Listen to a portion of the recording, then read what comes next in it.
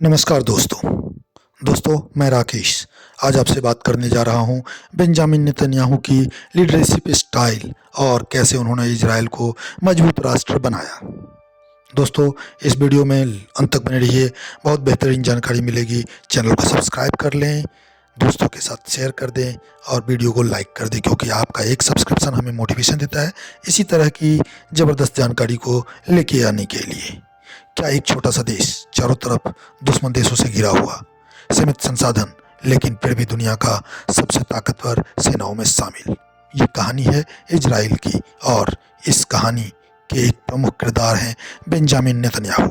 एक ऐसा नेता जिसने दशकों तक अपने देश की राजनीति को प्रभावित किया, कठिन फैसले लिए और अपने देश की सुरक्षा और ताकत को सर्वोपरि रखा। आज हम जानेंगे उसकी लीडरशिप स्टाइल क्या है, उन्होंने इजराइल को कैसे और मजबूत बनाया और युवा उनसे क्या सीख सकते हैं। सबसे पहला, सिक्योरिटी फर्स्ट अप्रोच। अगर नेतन्याहू की लीडरशिप को एक लाइन में समझना हो तो वे राष्ट्र की सुरक्षा से कोई समझौता नहीं करते। उन्होंने बार बार कहा है, अगर देश सुरक्षित नहीं है तो विकास का कोई मतलब नहीं है। उनके कार्यकाल में इजराइल ने अपनी इंटेलिजेंस एजेंसी को मजबूत किया, आधुनिक टेक्नोलॉजी आधारित डिफेंस सिस्टम विकसित किए और अपनी सीमाओं पर कड़ा नियंत्रण रखा। आप मोसाद के बारे में भली भांति जानकारी होंगे। अगर मोसाद के बारे में और कुछ जानकारी आपको चाहिए तो आप कमेंट में लिखिए। उनकी जो टेक्नोलॉजी है वो दुनिया की सबसे बेहतरीन डिफेंस टेक्नोलॉजी में से एक इजराइल के पास है। आप अगर इसके ऊपर भी कोई जानकारी चाहते हैं तो आप कमेंट में लिखिए, मैं आपको उसके ऊपर भी जानकारी दूंगा। और अपनी सीमा पर कड़ा नियंत्रण, उनके जो बॉर्डर्स हैं वहाँ पे जितनी भी टेक्नोलॉजी लगी हुई है बेहतरीन टेक्नोलॉजी है। इजराइल का आयरन डोम सिस्टम दुनिया में एक उदाहरण बन गया है। इससे हमें क्या सीख मिलती है? जीवन में भी पहले अपनी नींव मजबूत करो, फिर विस्तार करो। अब आते हैं टेक्नोलॉजी और स्टार्टअप नेशन। इजराइल को आज स्टार्टअप नेशन कहा जाता है। छोटा सा देश लेकिन स्टार्टअप्स की भरमार। नेतन्याहू ने टेक सेक्टर को बढ़ावा दिया, उन्होंने युवाओं, इनोवेशन और रिसर्च को सपोर्ट किया। आज इजराइल साइबर सिक्योरिटी में लीडर है, मेडिकल टेक्नोलॉजी में आगे है और एग्रीकल्चरल टेक्नोलॉजी में भी मजबूत है। समुंदर से घिरा होने के बावजूद भी वहाँ का एग्रीकल्चर बहुत ही बेहतरीन है और अपने देश का जो एग्रीकल्चरल प्रोडक्ट और बाकी जो टेक्नोलॉजी से रिलेटेड प्रोडक्ट हैं वो दुनिया भर को सप्लाई करता है और इंडिया के साथ अच्छा रिलेशन है और इंडिया को भी बहुत अच्छी अच्छी टेक्नोलॉजी इजराइल से मिलती है।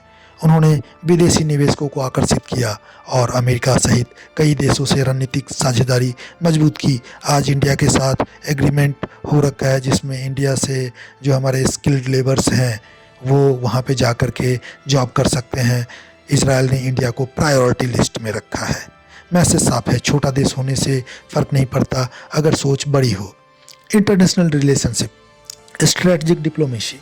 नेतन्याहू ने केवल सैन्य ताकत पर भरोसा नहीं किया बल्कि कूटनीति पर भी जोर दिया है। उन्होंने अमेरिका के साथ मजबूत रिश्ते बनाए, पूर्व मध्य के कुछ देशों के साथ संबंध सामान्य किए, अफ्रीका और एशिया में भी नए आर्थिक रिश्ते बनाए। उनकी रणनीति थी, दुश्मनों को कम करो, दोस्तों को बढ़ाओ। यह लीडर्स के लिए एक जरूरी लेसन है, नेटवर्किंग ही पावर है। दृढ़ निर्णय क्षमता। नेतन्याहू एक ऐसे नेता माने जाते हैं जो कठिन और विवादित फैसला लेने से नहीं डरते। उनकी लीडरशिप स्टाइल में आत्मविश्वास, स्पष्ट विजन और राजनीतिक दृढ़ता दिखती है।